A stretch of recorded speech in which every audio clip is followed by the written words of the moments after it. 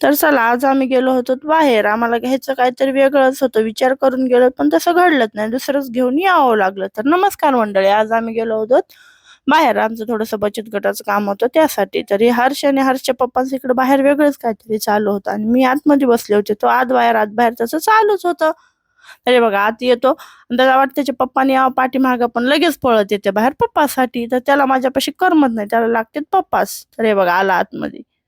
तर इथं मी आणि आमच्या सासूबाई आहेत. हे बघा, तुम्ही त्यांना ओळख.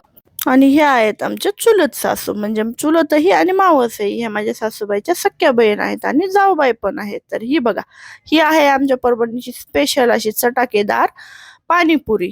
तर ही आम्हाला घ्यायचा काहीच प्लॅन नव्हता किंवा खायचाही नव्हता. आम्ही घरी विचार करून गेलो होतो, आम्हाला घ्यायचं होतं आज पिझ्झाचं साहित्य किंवा पिझ्झा, असं आमचं ठरवलं होतं हर्षनं मी सकाळी उठल्यापासून.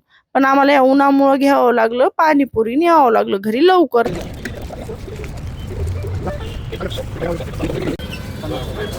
तर इथे हर्ष आणि मी बसलो होतो. खूप जास्त ऊन लागत होतं बरं का, तरी आम्ही बसलो होतो. म्हणलं चला, हे तरी लवकर होईल आणि घेऊन जाऊयात त्यासाठी.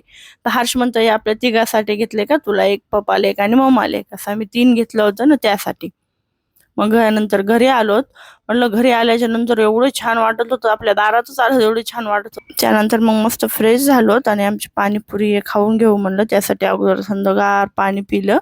त्यानंतर टेस्ट केली मी पण. खूप छान पाणीपुरी बरं का, ही आमच्या परभणीची स्पेशल आणि प्रसिद्ध आहे. तर तुम्हाला हा माझा ब्लॉग कसा वाटला मला कमेंट करून नक्की सांगा आणि आपल्या चॅनलला सबस्क्राईब करायला विसरू नका. तर चला, भेटूया नेक्स्ट ब्लॉग मध्ये. बाय.